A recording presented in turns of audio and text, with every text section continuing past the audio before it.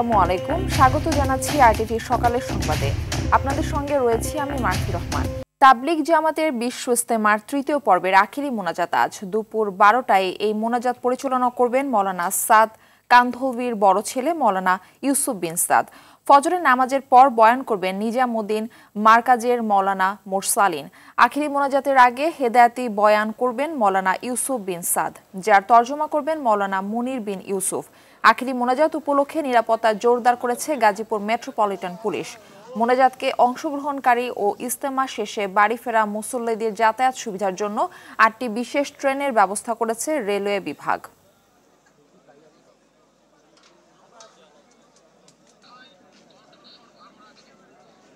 মহান রাব্বুল আলামিনের যে নির্দেশনা, নবী করিম সাল্লাল্লাহু আলাইহি সাল্লামের নির্দেশনা, ইসলামের যে নির্দেশনা, এগুলো আমরা এখানে পাই। এই জন্য ব্যস্তর বাগান, এই জন্য ময়দান ব্যস্তর বাগান, এই বাগানটা এটা শিখতে হবে। এই বাগান ছাড়া কোনো উপায় নেই। আমাদের যারা আরেকটা পক্ষ আছে, ওদের মনের যেন হেদায়েত দান করে আমরা যেন সব দুই গ্রুপ এক হতে পারি, এই আমরা আমাদের আল্লাহর কাছে চাওয়া। বিশ্ব ইজতেমার শেষ পর্বের খবর জানাতে টঙ্গীর তুরাগ তীর থেকে আমাদের সঙ্গে সরাসরি যুক্ত হচ্ছেন সহকর্মী অরণ্য গফুর। অরণ্য, আখিরি মোনাজাত ঘিরে নিরাপত্তা সহ সার্বিক বিষয়ে কি বিস্তারিত জানতে পেরেছেন জানাবেন।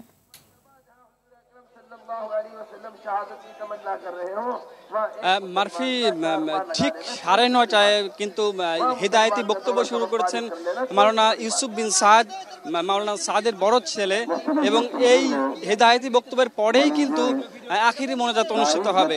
এবং তিনি দীর্ঘক্ষণ এই হেদায়েতি বক্তব্যে মূলত আগামী 1 বছরের জন্য তাবলিগের সাথী এবং মুরব্বীরা এবং কর্মীরা কিভাবে দাওয়াতি কাজ করবেন এবং কিভাবে মানুষের দোরগোড়া ইসলামের দাওয়াত পৌঁছে দেবেন, সেই বিষয়টা নিয়ে মূলত উনি হেদায়েতি বক্তব্যের এই মূল বিষয় হিসেবে থাকছে। এবং তার পাশাপাশি মুসলিম বিশ্বের জন্য বিভিন্ন রকমের বার্তাও কিন্তু হেদায়েতি বক্তব্যে থাকছে।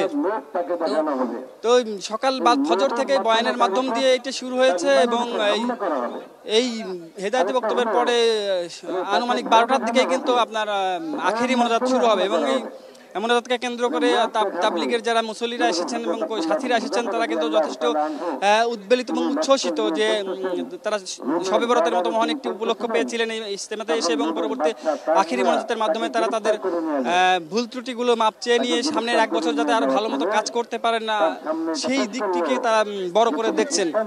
এবং এর পাশাপাশি আমি যদি আপনাকে জানিয়ে রাখি যে আসলে আখিরি মোনাজাতকে কেন্দ্র করে যে বড় একটি সাধারণ মুসল্লিরাও ইজতেমাতে সমাগম করেন এবং তাদের জন্য রাস্তাঘাট সহ যানজটের একটি প্রবল আশঙ্কার জায়গা থাকে, এবং সেই জায়গা থেকে কিন্তু গাজীপুর মেট্রোপলিটন পুলিশ বিশেষ নিরাপত্তা ব্যবস্থা নিয়েছে যাতে যানজট তৈরি না হয়। এবং পাশাপাশি বাংলাদেশ রেলওয়ের পক্ষ থেকে কিন্তু অতিরিক্ত ট্রেন সার্ভিস চালু করা হয়েছে যাতে মুসল্লিরা নির্বিঘ্নে যাতায়াত করতে পারে। সব মিলিয়ে সুষ্ঠুভাবে এই পর্ব চলছে।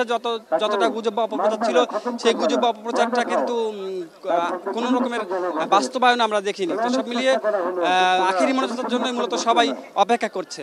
মারফি, ধন্যবাদ আপনাকে। আর কিছুক্ষণ পর শুরু হবে 3 দিনব্যাপী জেলা প্রশাসক সম্মেলন। সকাল 10টায় প্রধান উপদেষ্টা ডক্টর মোহাম্মদ ইউনূস তার কার্যালয়ের শাপলা হলে সম্মেলনের উদ্বোধন করবেন।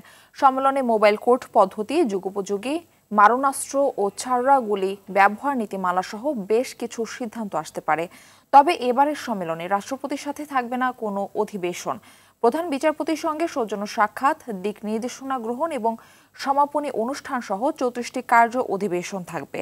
সরকারের নীতি নির্ধারক ও জেলা প্রশাসকদের মধ্যে সামনাসামনি মতবিনিময় এবং প্রয়োজনীয় দিক নির্দেশনা দেওয়ার জন্য প্রতি বছর ডিসি সম্মেলনের আয়োজন করা হয়।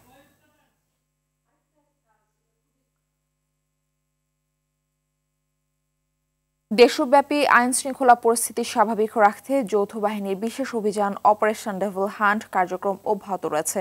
অভিযানে গাজীপুর জেলার 5টি থানা থেকে সকাল 9টা পর্যন্ত কাপাসিয়া থানায় গেল রাতে 1 জনকে গ্রেপ্তার করেছে পুলিশ। এছাড়া মহানগরের 8টি থানা থেকে 4 জনকে গ্রেপ্তার করা হয়েছে। গ্রেপ্তারদের অধিকাংশই আওয়ামী লীগের বিভিন্ন স্তরের নেতাকর্মী। এদিকে গত 24 ঘন্টায় এই অভিযানে নতুন 477 জন সহ এখন পর্যন্ত সারা দেশে 4401 জনকে গ্রেপ্তার করা হয়েছে। শনিবার সন্ধ্যায় পুলিশ সদর দপ্তর থেকে এসব তথ্য জানানো হয়। বিরোধী রাজনীতির সাথে জড়িত থাকার কারণে গেল বছরের নভেম্বরে সাদা পোশাকে তুলে নেওয়া হয় ছাত্রদল নেতা আমানুল্লাহ আমানকে। 3 দিন অচেনা জায়গায় রেখে করা হয় পাশবিক নির্যাতন। ঝুলিয়ে পেটানোর পাশাপাশি প্লাস দিয়ে উপড়ে ফেলা হয় হাতের 8টি নখ। পরে পুলিশ হত্যা মামলায় গ্রেপ্তার দেখিয়ে 3 দফায় 19 দিন রিমান্ডে এনে আবারও করা হয় নির্যাতন। এমনই রাষ্ট্রীয় নিপীড়নের চিত্র তুলে ধরছেন রফিকুল ইসলাম, ছবি তুলেছেন জহুরুল ইসলাম। আমার এই যে বুড়ো আঙ্গুলটা ডান পায়ের আর কি, এটা প্লাস দিয়ে টান মারছে। কণ্ঠে যতটুকু জোর ছিল আমি একটা ওইভাবে চিৎকার দিছে। এভাবেই আয়নাঘরের নির্যাতনের বিভীষিকাময় বর্ণনা দিচ্ছিলেন ছাত্রদলের কেন্দ্রীয় সাংগঠনিক সম্পাদক আমানুল্লাহ আমান। 2023 সালের 4 নভেম্বর রাজধানীর মহাখালী থেকে তুলে নেওয়া হয় ছাত্রদলের ঢাকা বিশ্ববিদ্যালয় শাখার সাবেক সাধারণ সম্পাদক ও তৎকালীন কেন্দ্রীয় ছাত্রদলের যুগ্ম সাধারণ সম্পাদক আমানকে। গাড়িতে তুলে জমটপি পরিয়ে নেওয়া হয় অচেনা স্থানে। এরপর টানা 3 দিন আর দিনের আলো দেখেননি তিনি। এই 3 দিনের স্মৃতি শুধুই নিপীড়নের। 3 দিন যে এখানে রেখেছে এর মধ্যে আমি 2 বার সেন্সলেস হয়ে গেছি। ওরা মোট 8টা নখ আমার ক্ষতিগ্রস্ত করছে, কোনো কথাবার্তা ছাড়াই কোমর থেকে পা পর্যন্ত। যে অফিসারের যে স্টাইলে মনে হয় মারল। ধুলানোর পরে যখন টর্চার করতেছিল, আমি একবার বলছি যে ওই সময় যে পানি খাবার, তো একজন আরেকজনকে বলছে যে মুখ খারাপ করে যে ওরে প্রসাব দে। উঠিয়ে নেয়ার 3 দিন পর 28 অক্টোবর নয়াপল্টনে বিএনপির সমাবেশে পুলিশ কনস্টেবল হত্যা মামলায় তাকে গ্রেপ্তার দেখায় counter terrorism and transnational crime unit. পরে 3 দফায় রিমান্ডে আনা হয়।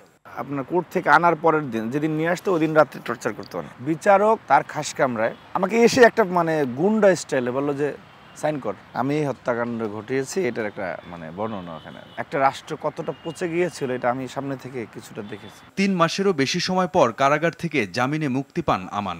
তবে এখনো শরীরে বয়ে বেড়াচ্ছেন নির্যাতনের ক্ষত। এখনো এই কোমর থেকে পায়ের পাতা পর্যন্ত অনেক জায়গায় এখনো দাগ আছে। এগুলি কেমন জানি ভিতরে চুলকায় আর কি, ঠিক আছে। এই দুঃস্বপ্ন প্রায় তারা করে বেড়ায় এবং অনেক সময় রাতে ঘুম ভেঙে যায়। শুধুমাত্র বিরোধী মতের রাজনীতির সাথে জড়িত থাকায় যে পাশবিক নির্যাতনের শিকার হতে হয়েছে, এমনটি আর কারোর সাথে হোক তা চান না আমান। আমি ব্যক্তিগতভাবে চাই না যে আমার সাথে যে ঘটনা ঘটছে এটা বিরোধী মতের কারোর সাথে ঘটুক। ছাত্রলীগের যারা আমার উপর হামলা করেছে, আমি তাদের উপর দিয়ে এমন কিছু সেটা আমি চাই না। আইন শৃঙ্খলা বাহিনীর যেসব কর্মকর্তা এই অন্যায়ের সাথে জড়িত তাদের সুষ্ঠু বিচার এবং আয়নাঘর নামক এই অপসংস্কৃতি থেকে দেশ মুক্তি পাবে, এমন প্রত্যাশা আমানের। এই আয়নাঘরগুলিকে প্রত্যেকটা আইডেন্টিফাই করে সেটা ধ্বংস করে দেওয়া হোক। এই ধরনের স্মৃতি কোনো জাতির প্রয়োজন আছে বলে আমার কাছে মনে হয়। রফিকুল ইসলাম, RTV, ঢাকা। রাজধানীর রামপুরায় সিএনজি অটোরিকশা চালকরা রাস্তা অবরোধ করেছে। এতে চরম ভোগান্তিতে পড়েছেন সাধারণ মানুষ। রাস্তা বন্ধ থাকায় যানজটের তৈরি হয়েছে। সেখান থেকে সরাসরি যুক্ত হচ্ছেন সহকর্মী সাকিবুর রহমান। সাকিব, সিএনজি অটোরিকশা চালকরা কেন সড়ক অবরোধ করেছেন, কখন রাস্তা ছাড়বেন, তারা কি বলছেন তারা জানাবেন।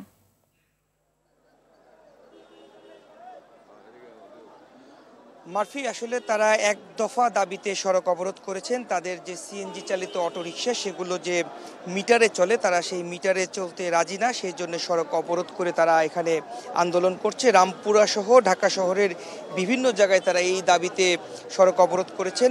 আমরা একটু 2-1 জনের সঙ্গে একটু কথা বলি। একটু বলবেন আপনাদের দাবিটা কি, কেন আপনারা রাস্তা অবরোধ করবেন? আমাদের দাবি হলো যে আমরা মিটারে গাড়ি চালাইতে পারি না, কারণ আমাদের মিটার 2008 সালে মিটার করছে, আয়ের পরে আর কোনো মিটার বাড়তি হয় নাই। অতিরিক্ত আমাদের সব জিনিসের দ্রব্যমূল্যের দাম বাড়ছে ঊর্ধ্বগতিতে। আমাদের চলার মতো আমরা বাসা ভাড়া দিতে পারি না, খাইতে পারি না। আমরা কিভাবে মিটারে চালাবো? মিটারে চালালে আমাদের মালিক আমাদের থেকে 1400 থেকে 1500 টাকা প্রতি দৈনিক জমা নিচ্ছে। আপনারা তো মিটারে চালান না, এমনিতেই তো ভাড়াতেই চালান। এখন তো আমরা তো চালাচ্ছি এই কারণে যে মালিক আমাদের জমা নেয় 1400-1500 টাকা, 2000 টাকা আমাদের রোডে নামলে খরচ আছে। অতএব মিটারে আমরা যদি ভাড়া মারি সারাদিনে আমরা 8 থেকে 900 টাকা। আপনারা তো এখন প্রতিদিন ভাড়াতেই চালাচ্ছেন, মিটারে তো চালাচ্ছেন না। না, মিটারে চালাচ্ছি না, কিন্তু এখন চালাতে বলতেছে। এখন মামলা করছে আমাদের যে ড্রাইভারের উপর, যদি মিটারের থেকে না চালাই তাহলে আমাদের 50,000 টাকা জরিমানা এবং অনাথায় 6 মাসের জেল। আমরা যদি 50,000 টাকা দিতে পারি তাহলে আমরা কেন সিএনজি চালাবো? আমরা সবাই অতি দরিদ্র যারা, তারাই আমরা এই অটোরিকশা সিএনজি চালাই। বুঝতে পারলেন যে আসলে নতুন করে যে নিয়মটি হয়েছে মিটারে চালাতে হবে, সেই কারণেই কিন্তু তারা মূলত এই সড়ক অবরোধ করে তারা দাবি দাওয়া জানাচ্ছেন। এবং পাশাপাশি এই যে সড়ক অবরোধ করার কারণে কিন্তু সকাল থেকে ভোগান্তিতে পড়েছেন অফিসগামী মানুষজন। সে রাস্তা বন্ধ হয়ে থাকার কারণে কিন্তু বাস চলাচল করছে না, অফিসে যারা যাতায়াতকারী তারা মূলত এই যে পথে ভোগান্তিতে পড়ছেন। এবং আমরা একটু তাদের সঙ্গে কথা বলতে চাই। আপনি কি অফিস যে যাচ্ছিলেন নাকি এই যে সড়ক অবরোধ হলো, কি পরিস্থিতি ছিলাম? আমি এখন তো ওই খিলগাঁও পুলিশ বাড়ি থেকে উঠছি, আমি 2 বার গাড়িতে উঠছি আর নামছি, হাঁটছি আর কি, অফিসে যাচ্ছি। রাস্তা বন্ধ করে আন্দোলন, এটাকে আপনি কিভাবে দেখছেন? প্রতিদিনই তো প্রায় কোথাও না কোথাও এমন হচ্ছে।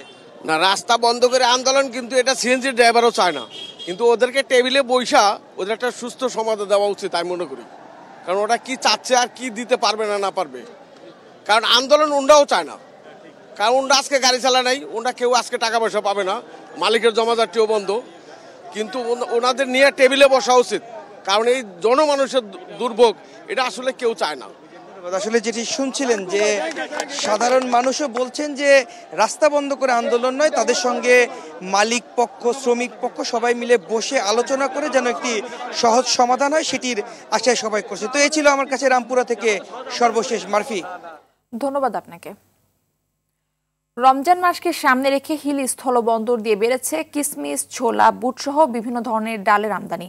দেশের বাজারে এসব নিত্য পণ্যের দাম স্বাভাবিক রাখতে আমদানি বাড়িয়েছেন ব্যবসায়ীরা। তবে গত বছরের তুলনায় এবার দাম কিছুটা বেশি বলে জানান পণ্য কিনতে আসা পাইকাররা। দর্শক, এ বিষয়ে আরো জানাতে হিলি স্থলবন্দর থেকে আমাদের সঙ্গে সরাসরি যুক্ত হচ্ছেন সহকর্মী আব্দুল আজিজ। রমজান উপলক্ষে ভারত থেকে কি পরিমাণ পণ্য আমদানি হয়েছে এবং বাজারের কি প্রভাব পড়েছে জানাবেন।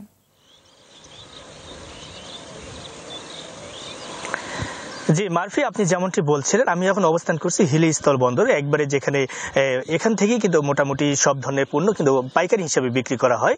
তবে ইতিমধ্যে কিন্তু আমরা দেখেছি যে রমজান উপলক্ষে কিন্তু বেশ কিছু নিত্য পণ্যের চাহিদা কিন্তু বেড়ে যায় বাংলাদেশের বাজারে, বিশেষ করে কিসমিস, ছোলা, মসুর ডাল এবং খেসারি ডাল সহ মুগ ডাল সহ বিভিন্ন ধরনের কিন্তু নিত্য পণ্য যেগুলো রয়েছে রমজান কেন্দ্রিক, সেগুলো কিন্তু আমদানি কিন্তু ইতিমধ্যে কিন্তু বৃদ্ধি পেয়েছে। ইতিমধ্যে আমি এখানকার যে পাইকার রয়েছে তাদের সঙ্গে আমি কিছুক্ষণ আগেও কিন্তু কথা বলেছি, তারা যেমনটি বলছেন যে আসলে গত বছরের তুলনায় এবারে কিছুটা দাম বেশি মনে হচ্ছে। কারণটি হচ্ছে যে যেহেতু জানেন যে ডলার মূল্য বেশি এবং সেই সঙ্গে এলসি করতে তাদের বেশ কিছু খরচ হয়ে থাকে এবং যার জন্য কিন্তু তাদের ভারতের বিভিন্ন স্থান থেকে কিন্তু এইসব পণ্য বাংলাদেশে নিয়ে আসতে তাদের বেশ কিছু খরচ হয়, এই জন্য কিন্তু দামটা বেশি বলে মনে করছে। তবে পাইকাররা বলছে যদি দামটা কিছুটা কম হতো সেক্ষেত্রে তাদের ব্যবসা করে একটু স্বস্তি মিলত। তবে এখন পর্যন্ত হিলির যে খুচরা বাজার রয়েছে সেখানে খোঁজ নিয়ে দেখেছি যে কিছুটা দাম কিন্তু স্বাভাবিক পর্যায়ে রয়েছে। তবে যেমনটি কিসমিসের দামটি কিন্তু একটি বেশি রয়েছে। তবে মসুর ডাল যেটি সেটি ভালো কোয়ালিটি সেটি কিন্তু আপনার 128 থেকে 130 টাকা কেজি দরে বিক্রি হচ্ছে এবং একটু নিম্নমানের যেটি রয়েছে সেটি 105 থেকে 110 টাকার মধ্যে বিক্রি হচ্ছে। খেসারি ডালের দামও কিন্তু সেম একই রকমই রয়েছে, 100-102 টাকা পাইকারি বাজারে রয়েছে। তবে অন্যান্য যেসব পণ্য রয়েছে সেগুলোর দাম কিছুটা বৃদ্ধি পেয়েছে। তবে এখন পর্যন্ত আমরা দেখেছিলাম যে বিগততে যেমন 1 ট্রাক কোনোদিন 2 ট্রাক আমদানি হতো ভারত থেকে, তবে এখন কিন্তু রমজান উপলক্ষে ভারত থেকে বেশ কিছু বিশেষ করে ছোলা, বুট, কিসমিস ও অন্যান্য নিত্যপণ্যগুলো বেশি আমদানি হচ্ছে। তো মারফি, এখন পর্যন্ত এই ছিল আমার কাছে দিনাজপুরের হিলি স্থল বন্দর থেকে রমজান উপলক্ষে বেশ কিছু পণ্যের আমদানি নিয়ে সর্বশেষ পরিস্থিতি। আজিজ, আপনাকে ধন্যবাদ। তিস্তা মহাপরিকল্পনা নিয়ে গত কয়েক দশক ধরে আলোচনা হলেও আলোর মুখ দেখেনি। ফলে গ্রীষ্মে পানির অভাবে নদী শুকিয়ে রূপ নেয় খালে, আর বর্ষাকালে বানের জলে ভেসে যায় দেশের উত্তরাঞ্চল। তাই মহাপরিকল্পনার বাস্তবায়ন দাবিতে আগামী 17 ও 18 ফেব্রুয়ারি তিস্তাপাড়ে জনসমাবেশের ডাক দিয়েছে তিস্তা নদী রক্ষা আন্দোলন। লালমনিরহাট থেকে তন্ময় আহমেদ নয়নের প্রতিবেদন, বিস্তারিত জানাচ্ছেন ইমরুল কায়েস। দেশের আলোচিত একটি নদী তিস্তা, বলা হয়ে থাকে এই নদী উত্তরের জনপদের জীবনরেখা। তবে এক সময়ের প্রমত্তা এই নদী গ্রীষ্মে শুকিয়ে যায় আর বর্ষায় ভাসিয়ে নিয়ে যায় বসতবাড়ি, ফসলি জমি, বিলীন হয়ে যায় শত শত স্থাপনা, লাখ লাখ হেক্টর কৃষি জমি। তিস্তার এই বিপরীতধর্মী রূপের জন্য নদীর উজানে ভারতের একতরফা পানি প্রত্যাহারকে দায়ী করছেন ভুক্তভোগীরা। হাসিনার আমলে বহুবার আমাদেরকে প্রতারণা করেছে, এই গত আওয়ামী লীগ সরকার। আগের যে ভিটা ছিল 11 জন মাটি এটা পুরো শেষ। এখন মনে করেন নদীর উপরে কোনো রকম আসি, তখন তো ডুবি যায়, আর এখন তো পানি বিনা করে আবাদ করতে পারতেছি না। এই আশায় তো ছোটবেলা থেকেই শুনতে আছি, এত বড় হইলাম ভাই, আমাদের কষ্ট সারা জীবন কষ্টই থাকলো। আমরা চাই না যে ইলিপ টিলিপ এত কিছু চাই না, যে ইলিপ দেখ, টাকা দেখ, অমুক দেখ, সমুক দেখ, এগুলো তো আমরা চাই না। স্বৈরশাসক শেখ হাসিনার 16 বছরের শাসনামলে বারবার তিস্তা মহাপরিকল্পনার কথা বলা হলেও বাস্তবতা ছিল ভিন্ন। গণ অভ্যুত্থানের সরকার বদলের পর তাই পানির ন্যায্য হিস্সা আদায়ে একজোট হয়েছে তিস্তাপাড়ের বাসিন্দারা। জাগো বাহে তিস্তা বাঁচাও স্লোগানে নদী রক্ষা আন্দোলনে ডাক দিয়েছে জনতার সমাবেশ। এই তিস্তা মহাপরিকল্পনা বাস্তবায়ন করার জন্য একের পর এক কর্মসূচি চলছে এবং এই সমাবেশ করার জন্য এখানে কার্যক্রম পরিচালনা করা হচ্ছে।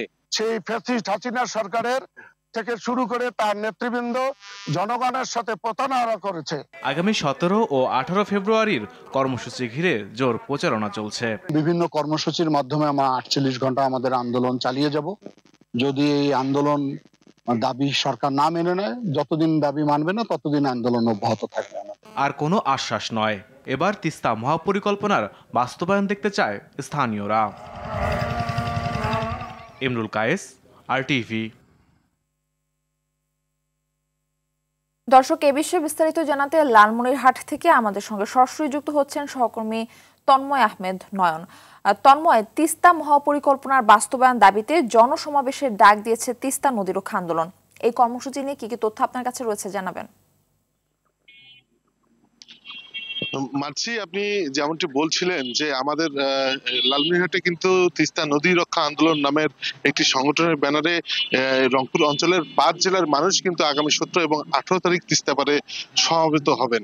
তো আমাদের লালমনিরহাট জেলা বিএনপির সভাপতি এবং কেন্দ্রীয় বিএনপির সাংগঠনিক সম্পাদকের দায়িত্বে আছেন আসাদুল হাবিব দুলু। তার নেতৃত্বে তিস্তা নদী রক্ষা আন্দোলন নামে একটি সংগঠন গঠন করা হয়। এই সংগঠনের ব্যানারে কিন্তু রংপুর অঞ্চলের 5 জেলার মানুষকে সমবেত করা হচ্ছে। আমরা দেখেছি যে তাদের দাবি হচ্ছে তিস্তার পানির ন্যায্য হিস্সা ও মেগা পরিকল্পনা বাস্তবায়নের জন্য, মেগা প্রকল্প বাস্তবায়নের তারা দাবি করছেন। আমরা দেখেছি লালমনিরহাটে তিস্তা নদী রক্ষা আন্দোলন নামের যে সংগঠনটি ব্যাপক প্রচার প্রচারণা করছেন। তারা জাগো ভাইয়ে তিস্তা বাঁচাও এই স্লোগানকে সামনে রেখে জেলার 5টি উপজেলায় ব্যাপক প্রচার প্রচারণা চালাচ্ছেন এবং 17 এবং 18 তারিখে কিন্তু রংপুর অঞ্চলের 11টি স্থানে এই মানুষজন কিন্তু সমবেত হবেন।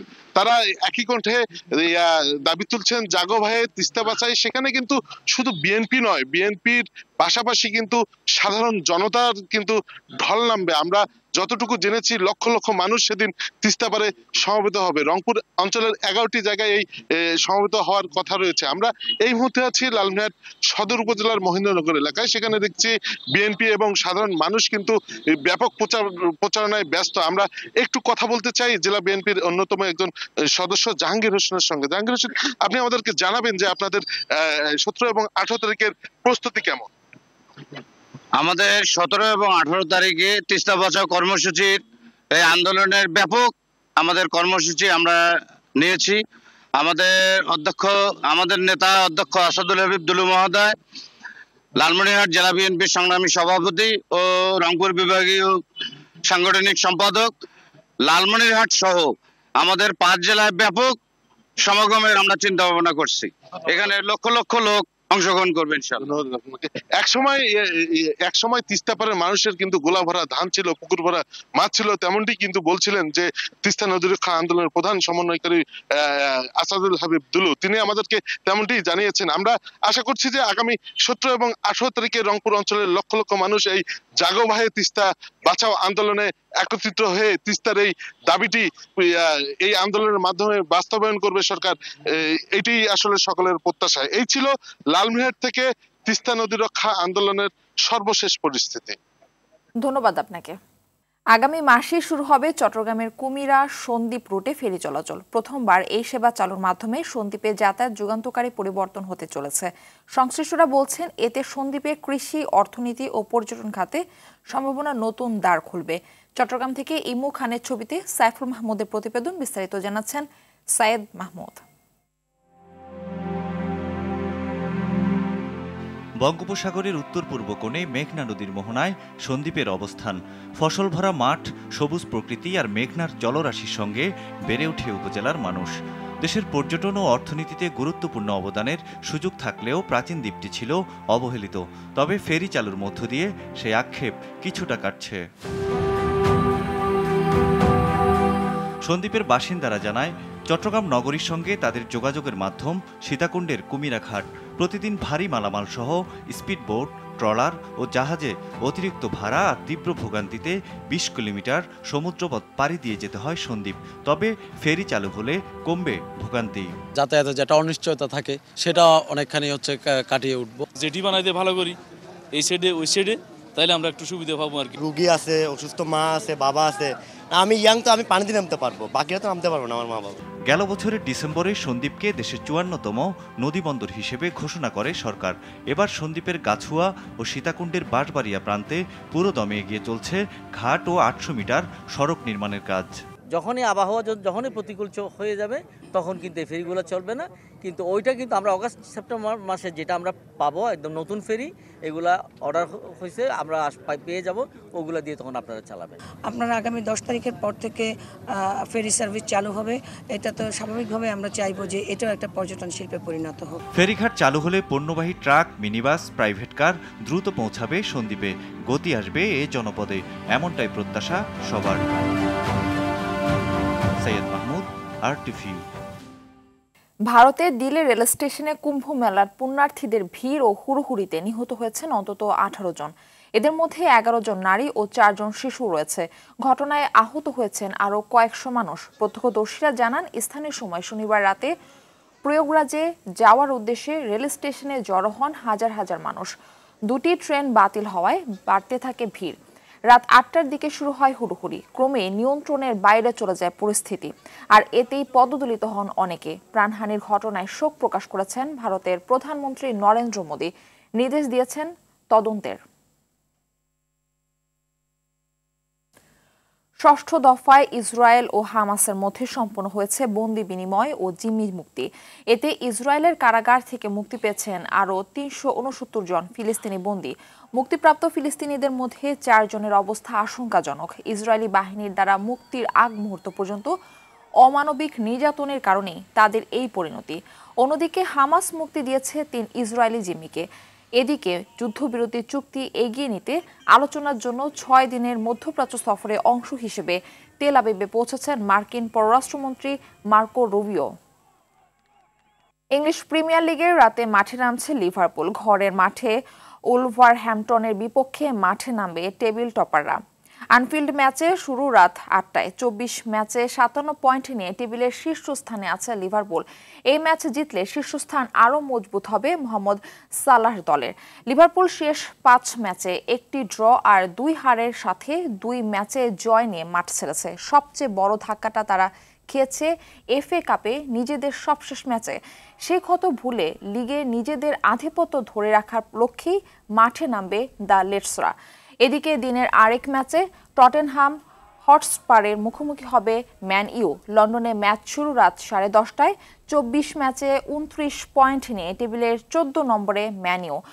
সমান শেষ খেলে ২৭ পয়েন্ট নিয়ে টেবিলের ১৫ নম্বরে টটেনহাম।